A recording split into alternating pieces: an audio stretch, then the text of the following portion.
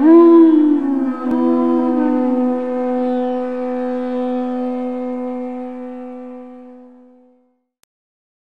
Namo Bhagavate Vasudevaya. Om Namo Bhagavate Vasudevaya. Om Namo Bhagavate Vasudevaya.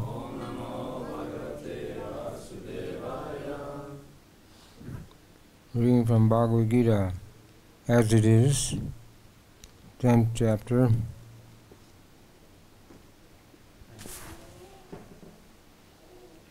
Text number 11. This is on page 461, chapter 11, chapter 10. Text number 11. Te sam eva nukam partam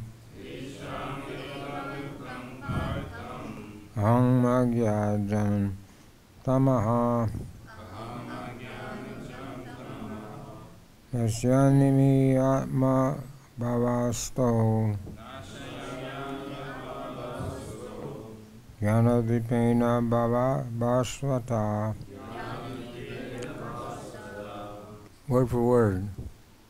Te sam, for them. Eva, certainly. Nukam partam, to show special mercy. Aham, I. Jnanajam, due to ignorance. Tamasa, darkness. Nasham yami, dispel. Atma bhava, within their hearts. Sta, situated. Jnana, knowledge. Dipena, the lamp. Vashvati, Vasta, glowing. To show special mercy, I, dwelling in their hearts, destroy with the shining lamp of knowledge darkness born of ignorance. Please repeat. To show special mercy, I, dwelling in their hearts, destroy with the shining lamp of knowledge darkness born of ignorance. Omar Yara Turamdasya Jana Jana Slakaya Sakshuramitam Jena Tasme Shri Gurve Namaha Sri Chaitanya Manobhistam Stapitam Yena Bhutale Swayam Rupa Gadamayam Danti Swapadantikam Sri Krishna Chaitanya Prabhu Nityananda Sri Advaita Gadadhar Srivasadi Gaur Bhaktivinoda Hare Krishna Hare Krishna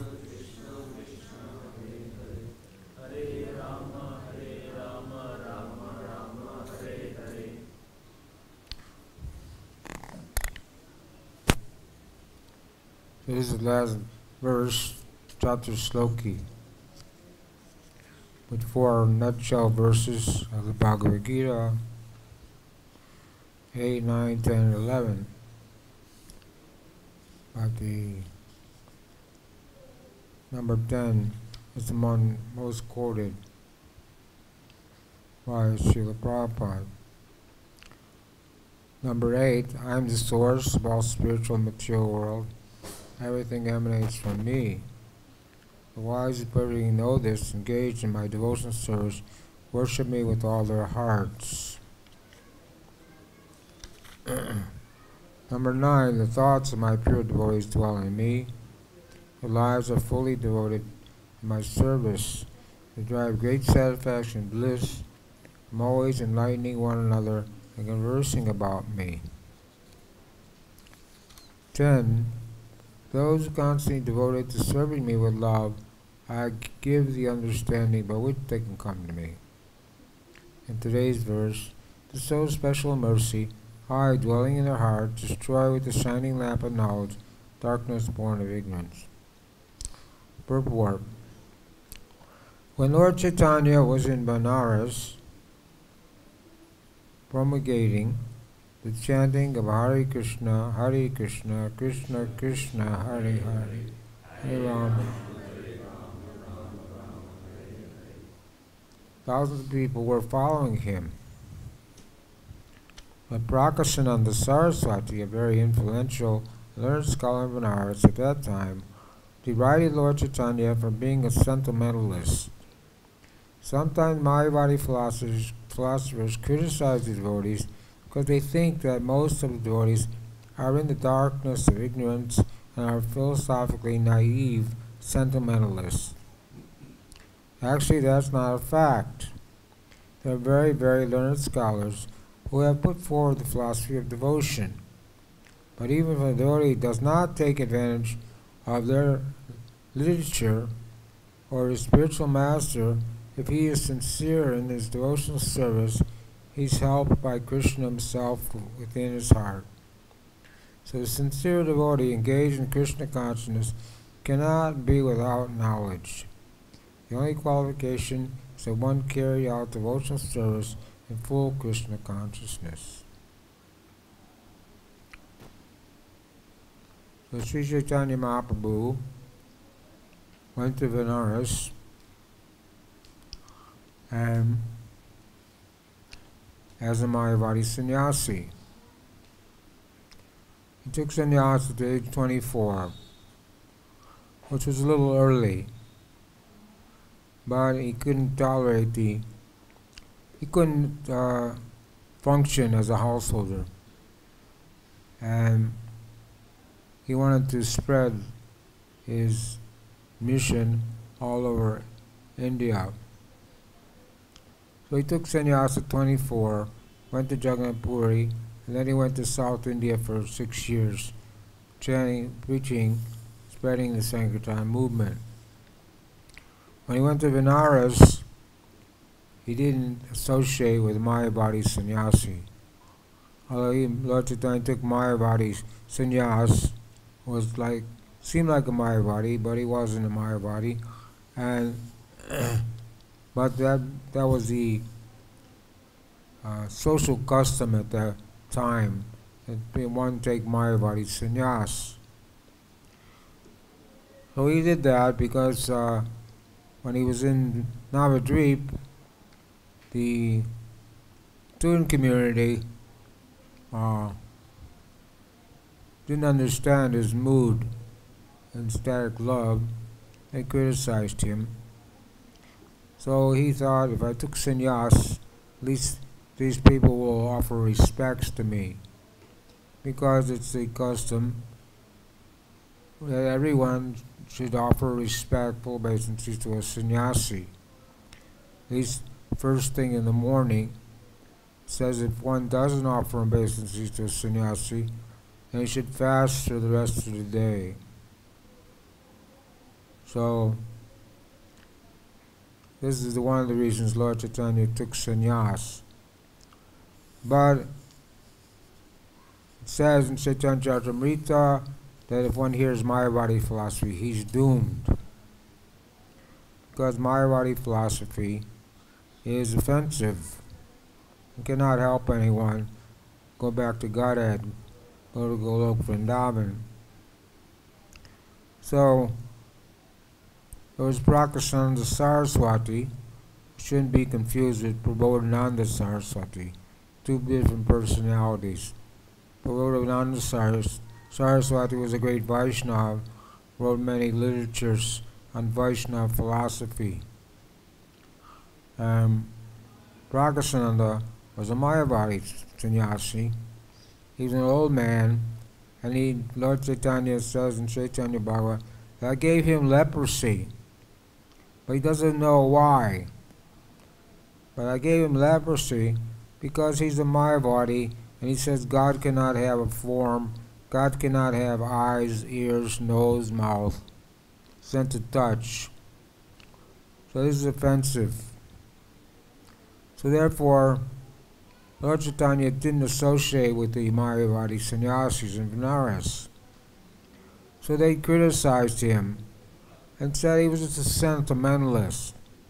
And when they went to Prakasananda Saraswati to inform him about Lord Chaitanya, he said, well, they have no need for such a person in Benares. Then, one time, they invited Lord Chaitanya to come to a meeting with the Mayavadi sannyasis. So Lord Chaitanya went, and he washed his feet, and he sat down in the place where they were generally, where people wash their feet, near that place. And Prakasananda Saraswati came there and extended his hand, took Lord Chaitanya to sit, and he said, why are you sitting in a contaminated place? Please come and sit with us. So then they asked Lord Chaitanya, why you're not acting like a Mayavadi sannyasi. The duty of Mayavadi sannyasi is to study Vedanta. But we don't see, you're not doing that, you're chanting and dancing. This is sentimental. But Lord Chaitanya said, I'm a fool. My spiritual master called me a fool and said that I can't study Vedanta. You just chant and dance. So that's why I'm doing that. So then they had a conversation, and the Mayavadis explained their philosophy to Lord Chaitanya. Lord Chaitanya said, well, your philosophy, although doesn't make sense.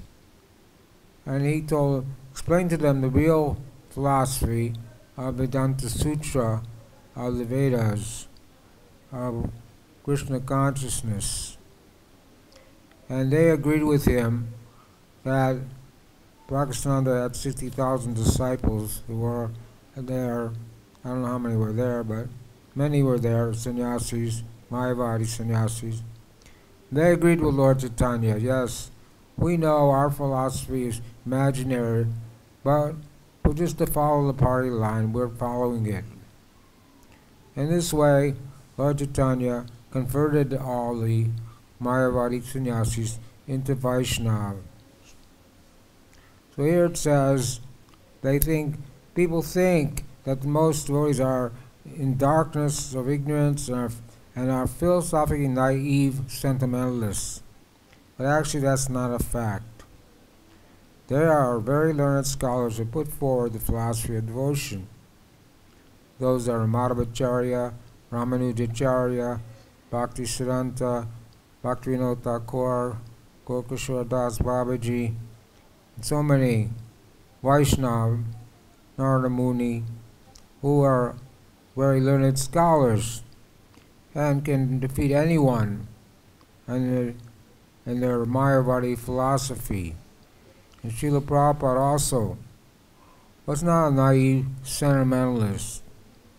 Religion without philosophy is sentimental.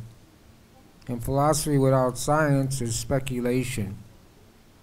So most of the people in the world, the scientists, the philosophers, the scholars, they're all speculating.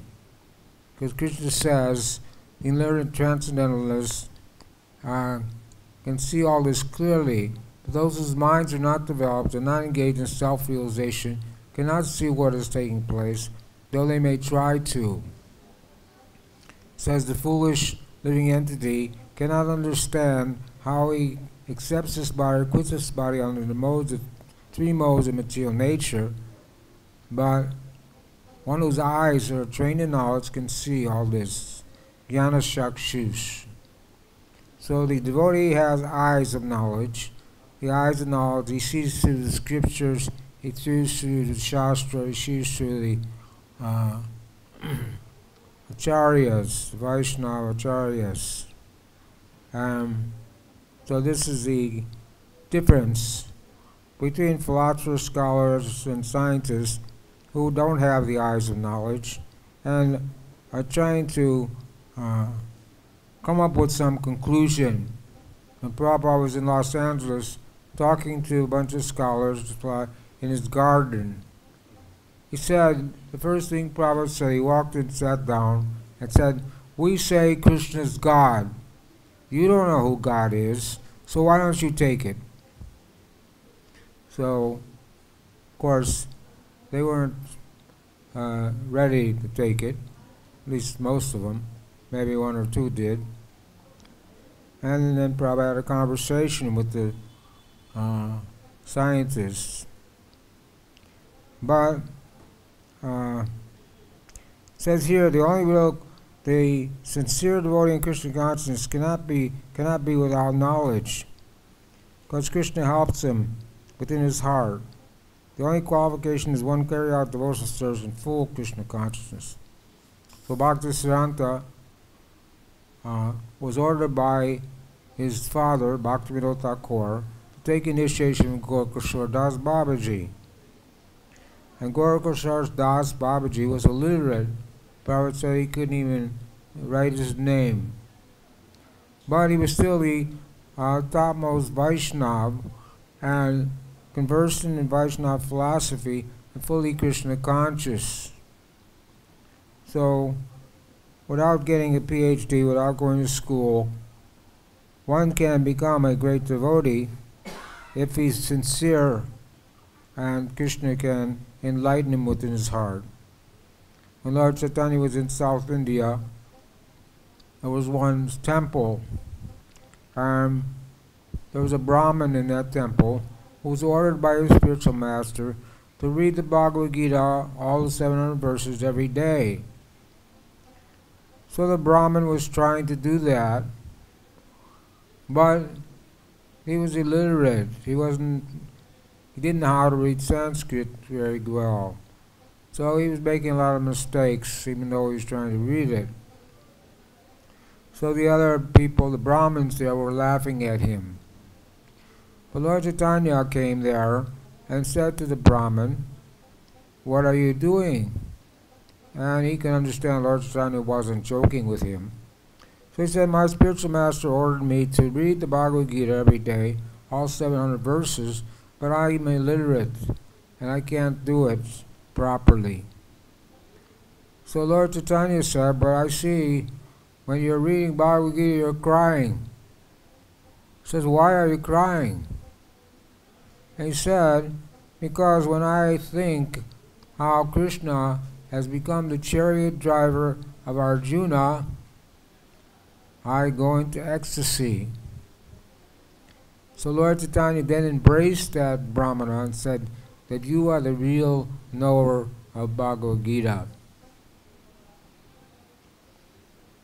So, one may not have a PhD, one doesn't have to go to school to get spiritual knowledge.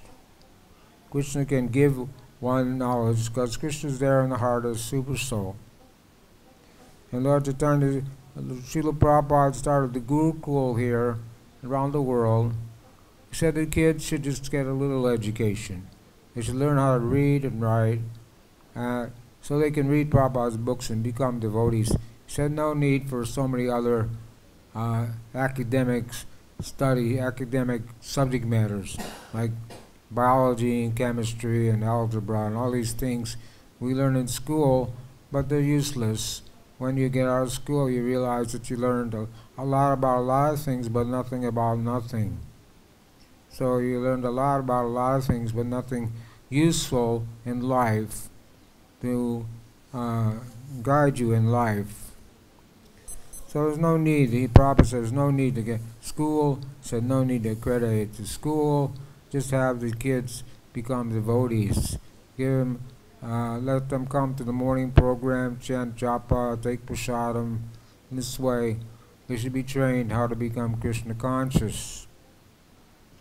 Unfortunately, not all devotees, children stayed devotees or became devotees, but some did, certain percentage did, and still they know about Krishna, and sometimes they come back after they get kicked a little bit by Maya, Daivesha Gunamaya Mama Maya Dhiratyaya. Material energy is very strong, so they get kicked by Maya for some time, and then they come back and take up the process of devotional service again. So the Maya body philosophers think that without discriminating, one cannot be pure, cannot have pure knowledge. For them, this answer is given by the Supreme Lord, those who are engaged in pure devotional service, even though they be without sufficient education, even without sufficient knowledge of the Vedic principles, are still helped by the Supreme Lord, as stated in this verse. So these verses say similar things. The last verse says, those who are constantly devoted to me with love, I give the understanding to come to me. This verse says that those who are special get the special mercy. People siddha, dwelling in their heart, he destroys the lamp. With the shining lamp now destroys darkness born of ignorance. So there's sadhana siddha. If you perform devotional service and you perform sadhana, like we're doing, chant 16 rounds, follow the 4 regular principles, 10 all the programs, gradually you can attain perfection. And there are other living entities who are nitya siddha. They come into the material world when Krishna comes, or when Lord Chaitanya comes, to assist them in his pastimes, and they're never under the influence of the modes of nature. They just come to facilitate the pastimes of the Lord. And then there's Kripa Siddha, those who get special mercy, even though they didn't perform any sadhana. It's like getting the honorary degree from a university. If someone's a scholar or does something, invents something, they give him an honorary degree, but that's very rare. It's not that you can sit at home and wait for your honorary degree, but you have to do something to deserve it. So Kripa Siddha is there, and we see when Narada Muni was traveling through the forest, he went off the general path and was walking in the forest, and he was seeing animals that were half killed. And they were flapping their wings and suffering, pain. So then he saw this hunter. His name was Magrari. He was very dirty and black and, cruel person. And he asked Narada Muni, why have you come here? Can I give you something? You need a deer skin or anything, what can I give you? But Narada Muni said, I didn't come here to get anything, but I have one request from you. That if you're going to kill animals, you're a hunter, that's not so bad. But why are you leaving them half dead? He said, well, my father taught me this method, and I get great pleasure in doing that. But then Narada Muni showed him that all the animals he half killed are going to come back and kill him in his next lives. So then he became a little thoughtful. And he said, okay, well then I'll just surrender to Narada Muni. So Narada Muni first said, you have to throw away your bow and arrow. And he said, well, if I do that, how am I going to maintain my family? So Lord Chaitanya said, Narada Muni said, you don't have to worry. I will maintain you. Just give away all your possessions. Keep one cloth. You and your wife should keep only one cloth. Build a hut on a river and sit down, put a Tulsi plant in front of the hut, chant Hare Krishna, worship Tulsi, and all your needs will be supplied. So this hunter did that. He was converted into a Vaishnava miraculously. This is called Kripa Siddha. Then when Narada Muni went to see him, Narada Muni was at a distance and he was seeing Narada Muni coming. He was jumping up and down. So Narada Muni asked him, why are you jumping up and down? He said, because there were some ants on the road. I didn't want to kill them. I didn't want to step on them. So he went from a cruel, vicious hunter to such a soft-hearted Vaishnava that he wouldn't even kill an ant. This is called Kripasiddha. And we see in Lord Chaitanya's case, Haridas Thakur and Lord Nityananda were ordered by Lord Chaitanya to go over Navadvip and request the people to take the chanting of the Hare Krishna mantra and perform devotional service. So many people agreed. Some people didn't agree. Some people still told them to get out of here. They're crazy people. And then they saw Jagai and Madai. Jagai and Madai were so sinful that somehow they avoided the police. They were always engaged in sinful activities. And when they saw Lord Nityananda and Lord and Haridas Thakur, they chased them. They wanted to kill them. But somehow or other they didn't.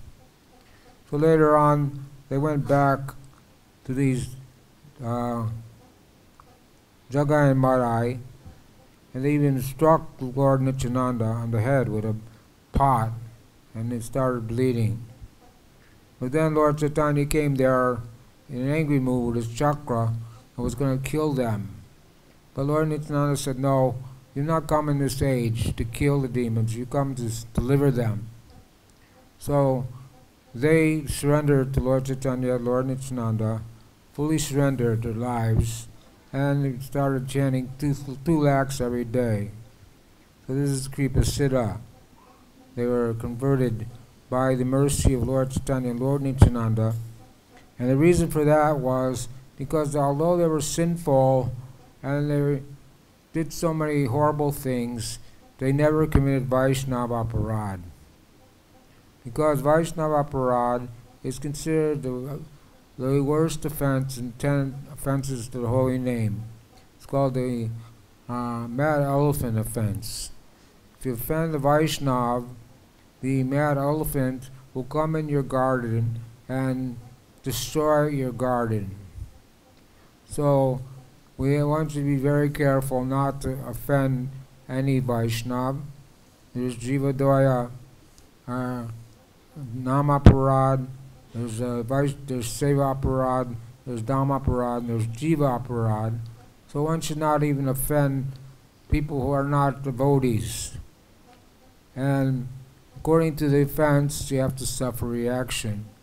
So if you offend someone who's not a devotee, the reaction won't be so severe. It'll still be there. But if you offend a Bhagavat, a great devotee, like Srila Prabhupada, or someone who's a very advanced devotee, then you'll have to suffer very greatly.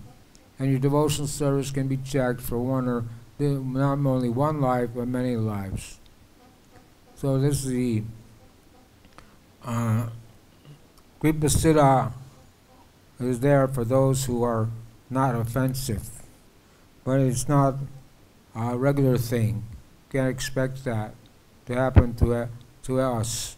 One must follow this program, sadhana, follow the sadhana strictly, and chant 16 rounds attentively, and follow the 4 regular principles: no meeting, no gambling, no intoxication, no illicit sex. The Prophet said, I come to the West to make first-class men, not make fifth-class men into first-class men. And they asked him, what's a first-class man? He said, someone who follows these 4 principles: no meeting, no gambling, no intoxication, no illicit sex. So this is hardly unknown in America. In the West, this is unknown. If someone did that, the parents say, you're crazy. The parents say, we're very unhappy that you're not a drug addict anymore. Now you're not chasing after women anymore. What's wrong with you? Why can't you be normal? People are addicted to drugs and sex and meat eating. And say, what's wrong with you? Why you can't be normal? So that's they just didn't understand or appreciate the Krishna consciousness movement. But gradually through the years, people have studied the movement, investigated the movement, and those people who have done so have come to appreciate the movement and see that we're different than other religious organizations because we follow these four principles, and no other religious organization tells people not to do that. Even in the Catholic Church, they have a hospital. Prabhupada said there was a hospital for alcoholic priests because they drink wine all the time when they do their ceremony. They get addicted to wine. So that can't happen to a devotee because we don't take any intoxication. And Prabhupada met the Cardinal Diallo in France, had a conversation with him, and told him you shouldn't eat meat. And he said, well, the children are hungry. We have to give them, feed the children. Well, Prabhupada said, well, if you have to eat meat, then don't kill the cow. Because cow is a sacred animal. Cow is your mother, gives you milk. So in this way, he said to the man, if you're trying to love God, you can't be sinful and try to love God. So you can't, if you're eating meat, you're sinful, you'll never get the love of God. And that man ended up dying in the house of a prostitute. So he was a religion, he was following Kaita Dharma, a cheating religion, and not didn't follow any moral principles. And you couldn't expect to get love of God or perform devotional service if you're sinful. So in this way, the availability, the Lord is very merciful. And here the Bhagavad-Gita is the Krishna speaking himself. This is Krishna Katha. Bhagavad-Gita is Krishna Katha, Krishna speaking. Srimad Bhagavatam is also Krishna Katha, but it's about Krishna. But they're both transcendental literatures. And the Bhagavad-Gita is the ABCs of spiritual life, giving the basics. And Srimad Bhagavatam goes into more detail and describing the pastimes of the Lord and his devotees. And Lord Chaitanya also relished Srimad Bhagavatam.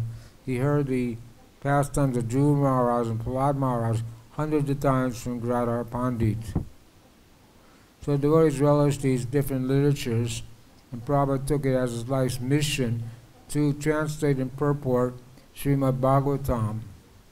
So he went all over the world. He went all over the world 14 times in 12 years. At the same time, wherever he went, he would translate and purport Srimad Bhagavatam, and he managed to finish up to the 10th canto, 13th chapter.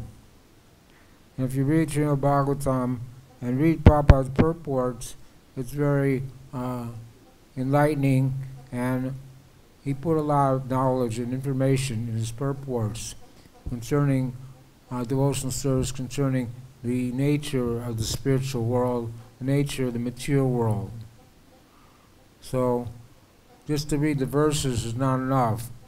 We may not understand the verse, but if you read the purports, then you get a better understanding of the verse and a better understanding of, in general, the material world, what's happening now in Kali Yuga, how bad things are becoming. And the 12th canto, Srimad Bhagavatam, predicts that all these bad things will increase. People will be only 5 foot tall, and there won't be any food. They'll just have children to eat them, and they'll be demoniac. All the people will be demoniac. Then the Kalki avatar comes, kills all the demons, and it ushers in the Satya Yuga. The Lord tells Arjuna that basically there's no possibility of understanding the supreme truth, the absolute truth, the supreme personality of Godhead, simply by speculating. For the supreme truth is so great, it's not possible to understand him or to achieve him simply by making a mental effort. Men could go on speculating for several millions of years, and if he is not devoted, if he's not a lover of the supreme truth, he will never understand Krishna or the supreme truth. Only by devotional service is the Supreme Truth, Krishna, pleased by his inconceivable energy. He can reveal himself to the heart of the pure devotee. The pure devotee always has Krishna within his heart, and with the presence of Krishna, who is just like the sun, darkness and ignorance is at once dissipated. This is the special mercy rendered to the pure devotee by Krishna. So one should not be an armchair speculator. The scientists are armchair speculators, and they say, perhaps it's like this, perhaps it's like that, and they get a Nobel Prize for being a great scholar. And they say life comes from chemicals, but they have not been able to prove that. You take chemicals, two chemicals, what chemicals are missing? When a person dies, which chemicals are missing? If they say life comes from chemicals, then they can put the chemicals back in the body of a dead person and bring him back to life. But they can't do that. And they can't produce life in their laboratory either. And we have no experience of life coming from life. One Mercedes car cannot have unite with another Mercedes car and get a baby Mercedes car, or whatever. But a human being, a man and a woman, get married and have children because they're living entities. So life comes from life. And Prabhupada also emphasized the fact that they never went to the moon. Scientists say they went to the moon, and they showed it on television to bluff the whole world. So everyone's bluffed. Apparently everyone thought, yes, they went to the moon. But if you understand the facts, the sun is 93 million miles away, the moon is 96 million miles away, and to go to the moon in 3 days, 96 million miles, there's no such vehicle that can do that. To go to the moon in 3 days, come back, and say the moon is just a barren desert.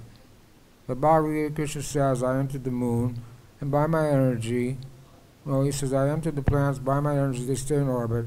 I become the moon, supply the juice of life for all vegetables. So if you go to the Arizona desert and plant some vegetables, you're not going to get very many vegetables. So they landed on one spot on the moon, and then they concluded that the whole moon was a desert. Even if there was a desert on the moon, even if they went to the moon, they didn't see the whole moon. And it says the sages that don't go back to Godhead in this life, they take birth on the moon planet, enjoy heavenly delights, drink summer juice for 10,000 years. So the moon's a heavenly planet, and you can't go there from this planet by mechanical means. There's no such mechanical means to go there. So it was a bluff. They simply made a movie looking like they went to the moon. But, so Prabhupada knew this, and Prabhupada put it in his book. First book he wrote was The Easy Journey to Other Planets. But then his editor, Hari Griva, decided that shouldn't be there in the book, and he took it out. But Prabhupada was angry with him and he said, you should put it back. So it's there in the Easy Journey to Other Planets that no one can actually go to the moon by mechanical means. It's not possible. And now they say they don't have the technology to go to the moon, and they lost the footage showing the moon landing. So how is it possible? They were simply bluffing and cheating the American public, taking all the taxpayers' money to make a show that they went to the moon. And Prabhupada stresses this throughout his purports in Srimad Bhagavatam and his books. Because just like if you want to come to India from any other country, you have to get a visa. If you don't have a visa when you get to the airport, they'll tell you have to go back to your country. So to go to the moon, you have to have a visa, which is you have to have a body which is suitable to live on the moon. It's not that there's no life. They say there's no life on any other planets. There's only life on this planet. But there's life on every single planet. 8,400,000 species of life. On every single planet there's life. So it's another misconception that they have, that there's only life on this planet, because they decided that due to false ego, ankara, that we're on this planet and we're the best people in the world, so there can only be life on this planet. There can't be life anywhere else. And they don't have the technology to see what's going on other planets. They can't see it. They don't have the eyes to see it. So according to the earth, water, fire, or ether, the different elements are prominent. One of those elements is prominent on different planets. People get a body to live on those different planets, like the sun planet. Krishna says he spoke the Bhagavad-Gita 120 million years ago to the sun god. So how is it possible to live on the sun? And it's too hot. You burn up immediately. But if you have a body which is constructed with fire body, then you can live on the sun. Or the moon is also very cold, 200 degrees below zero, so you get a body to live on the moon. But it's according to your karma. When you leave this body, you go to Yamaraj. He decides, according to your Sukriti, past life, pious or impious activities, whether you're going to get a body, what kind of body you're going to get in your next life. So people pious, and perform pious activities, they go to the heavenly planets and live there for 10,000 years and enjoy very much. A person who is impious, they have to go to hellish planets and suffer, and then they get a lower species. They're born in a lower species of life, and gradually come up back to the human species. So in heavenly planets, so much enjoyment is there, but it's only temporary. And when the karma runs out, they have to come back again and take birth on this planet. So this is the way the whole material world is constructed. There's a misconception that there's nothing on other planets, and life comes from chemicals, and that they went to the moon. Due to the contamination of material association, through many, many millions of births, one's heart is always covered with the dust of materialism. But one engaged in devotional service, it constantly chants Hare Krishna, the dust quickly clears, and one is elevated to the platform of pure knowledge. The ultimate goal of Vishnu can be attained only by this chant and by devotional service, and not by mental speculation or argument. The pure devotee does not have to worry about the material necessities of life. He need not be anxious, because when he removes the darkness from his heart, everything is provided automatically by the Supreme Lord, who is pleased by the loving devotional service of the devotee. This is the essence of the teachings of Bhagavad-Gita. By studying Bhagavad-Gita, one can become a soul completely surrendered to the Supreme Lord and engage himself in pure devotional service. As the Lord takes charge, one becomes completely free from all kinds of material endeavor. Anyabilat sita shunyam Vyanakarmanavitam anam kanena krishnashno bhakti uttamam. So this is pure devotional service. In the last purport, it says that the goal of life is, when a person knows the goal of life but is addicted to the activities, he's acting in karma yoga. When he knows that the goal is Krishna, he takes pleasure in mental speculation to understand Krishna, he's acting in jnana yoga. And when he knows the goal and sees Krishna completely in Krishna consciousness and devotional service, he's acting in bhakti-yoga, buddhi yoga, which is the complete yoga. This complete yoga is the highest perfectional stage of human life. And Prahlad Maharaj said, Nate vidu sarakatim hi Vishnu. The goal of life is to going back to Godhead, back to Vishnu, and perform devotional service. So there was so Krishna, very kind to his devotee, and supplies the necessities. Here it says the devotee does not have to worry about his necessities. Most people in this world are working very hard day and night, worrying about their necessities. But if the one becomes a devotee, surrenders to Krishna, Krishna takes care of him. One Arjunacharya was writing his commentary on Bhagavad-Gita, and he crossed off the word. When he read the verse, Krishna says, I preserve what they have and carry what they lack. So he said, how is this? I don't believe this. He didn't believe that Krishna would personally come, and it's not that he didn't believe Krishna could do that, but he didn't believe that Krishna would personally come. He thought Krishna would come, or by Krishna's energy he would do that. So he took a red pen and he crossed out the word aham. And he was a poor man, so he went to the market every day he would go to the market and beg for some subjis. So while he was in the market, 2 young boys came to his house. His wife answered the door and said, yes, what do you want? He said, well, your husband, they gave us this basket of subjis. But, so, you take this, and we have to go very quickly. So she noticed that the 2 boys had scratch marks on their forehead. And she said, oh, this is not very nice. Who has done this to you? And the boy said, well, your husband did this to us. And she was very upset. And generally, the wife will cook for the husband and wait till he takes his prasadam, then she'll take her prasadam. But she was so upset that she cooked and she was eating before he came back.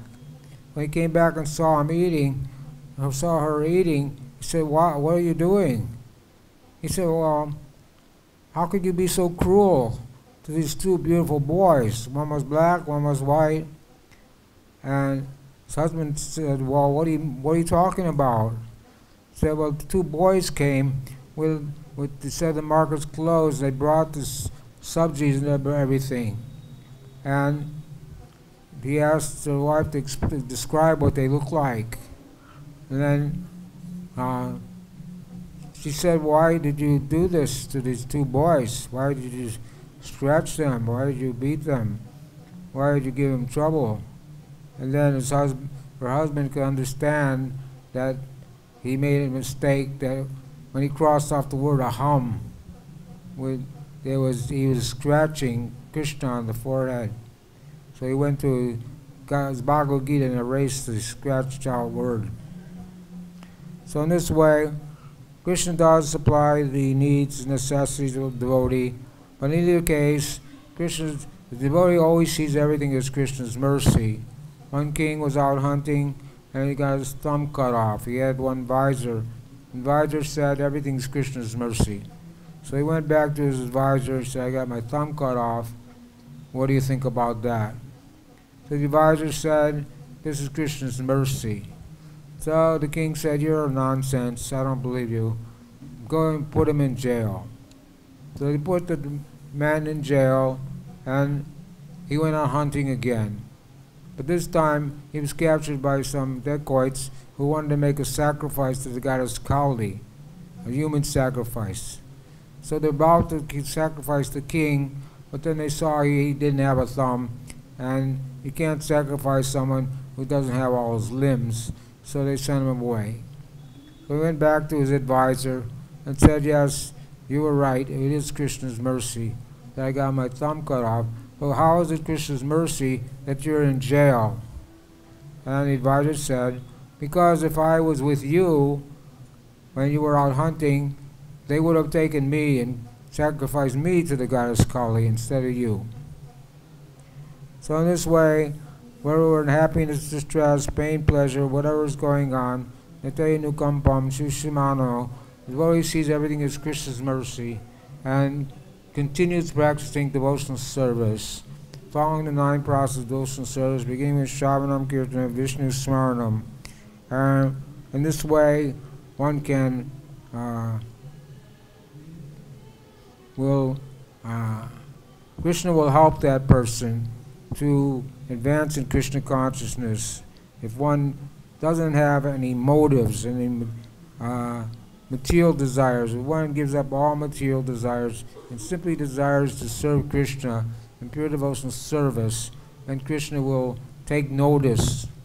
It's not that Bhaktisiddhanta said you shouldn't try to see Krishna, but you should act in such a way that Krishna will want to see you.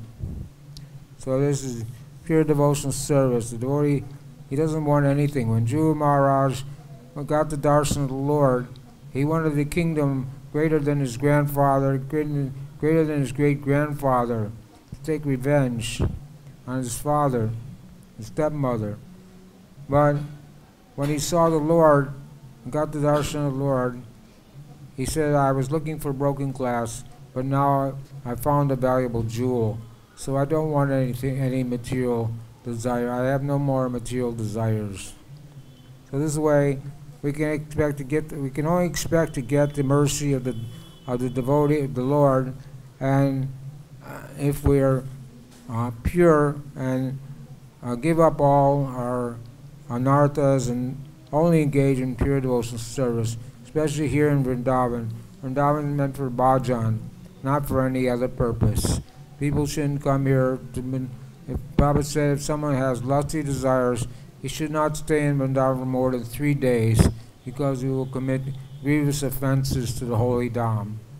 So the holy dham is meant for bhajan, where people can come and retire and spend the rest of their life chanting Hare Krishna, Hare Krishna, Krishna Krishna, Hare Hare, Hare Rama, Rama Rama, Hare Hare.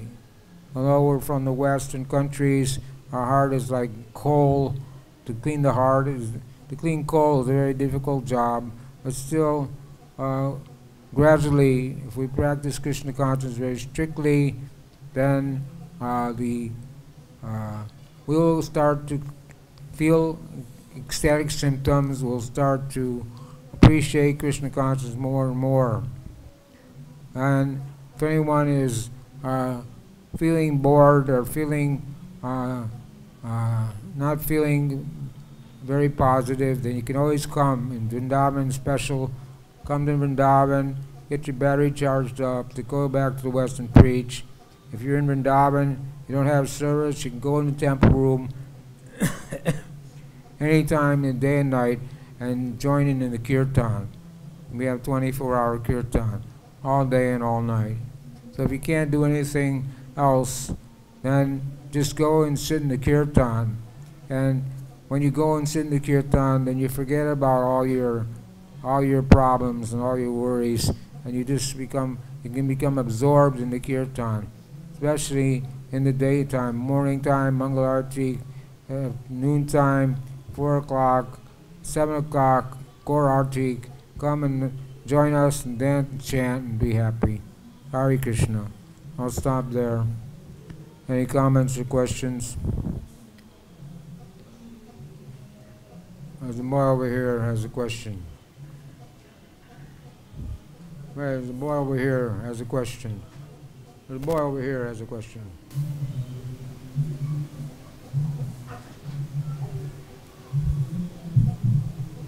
Thank you for the nice class. I was just wondering maybe you can explain a little bit in the purport.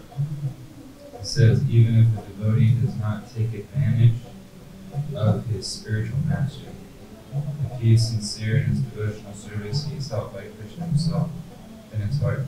So what does that mean by not taking advantage of one's spiritual master? Well, it means he can't absorb doesn't have an understanding of the philosophy. His intelligence is not clear enough to understand what the spiritual master is giving him. Like Prabhupada's books, we may not be able to take advantage of Prabhupada's books if you can't understand it. If you don't have the intelligence to understand it, you can't apply what the spiritual master is giving us. It's not that we're offensive to the spiritual master. We think he is an ordinary man, but we follow the instructions, but he may not be able to absorb what he's giving us all at once. Someone else has a comment? It's the question man. You were giving the example of Chaitanya Mahaprabhu meeting the Brahmana, and Brahmana, his spiritual master told him to read and he could not read. He was just turning the books and he was crying. So similar way I see Prabhupada also, he came to the West and he saw the devotees and he asked them to go and preach. The devotees said, we do not know anything. He said, never mind, you chant Hare Krishna and everything will be done. So he sent so many devotees in different parts of the world, and everybody now you can see what the advantage Prabhupada had given those devotees by not knowing anything, and they could spread Krishna consciousness all over the world. Right? Yes, that's Prabhupada. Gave him the mercy, empowered people. Krishna Vina Shakti.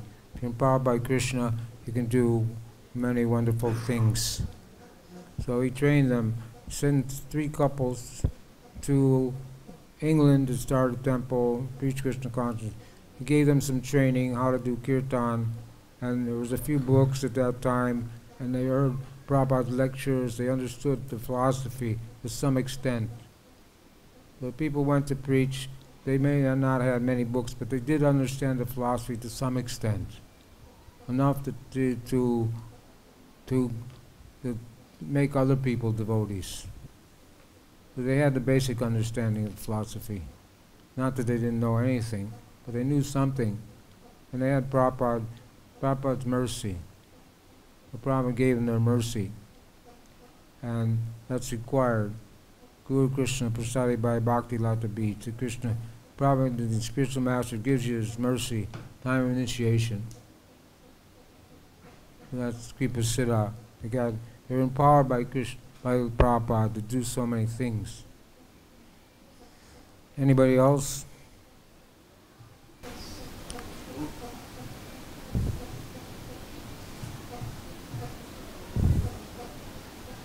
Hare Krishna. Can you explain a little bit Prabhupada said when somebody comes to Vrindavan, she should stay only 3 days. But what about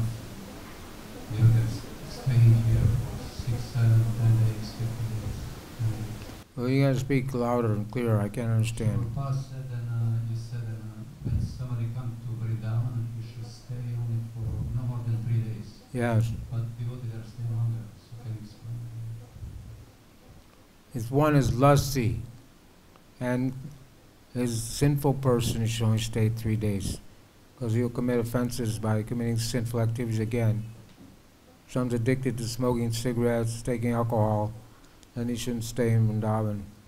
Especially illicit sex, that's the worst offense. The devotees aren't addicted to these things, so they can.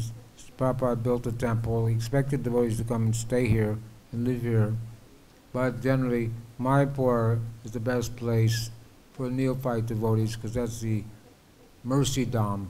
And Lord Chaitanya doesn't accept offenses.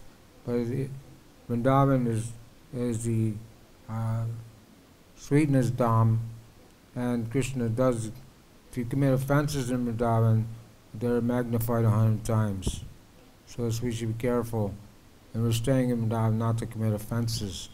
If we do, it's better to go out and make short visits until you become old and you preached and sufficiently preached and practice Krishna consciousness, then you can come and retire in Vrindavan. But not, want to be careful not to commit sinful activities while living in Dham. Right. So we see that devotees, they come, they have this lusty desire, they get married, they have children, they stay here. So what do you say about those people? Well, that's a subject for another class.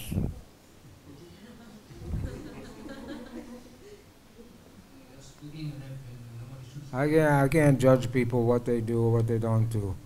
I know that Vrindavan is not meant for the family life. Mayapur is a better place. People should know that.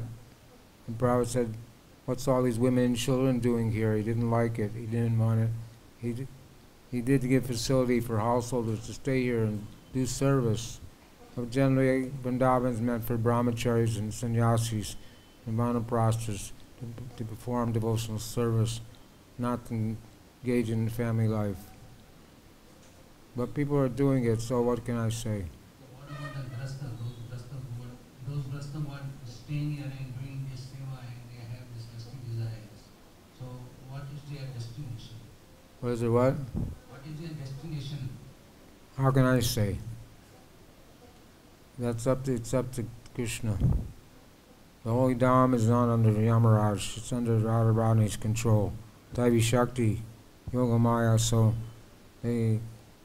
Krishna will decide what your next destiny will be. Prabhupada said if you're having illicit sex in Vrindavan, you become a monkey in Vrindavan, or a cat or a dog, take a short life, get free from your sin, and then you go back to Godhead. So, but Prabhupada said we shouldn't really try to spend waste our time in the holy Dham. We should go back to Godhead in this life. It's like one devotee was giving class, he said sometimes the scientists come take the animals out of Vrindavan for research work, and they don't die in Vrindavan. There's no guarantee you're going to die in Vrindavan, even if you take an animal body. Srila Prabhupada ki, Bhagavad-Gita ki jai, Gaura Premanande.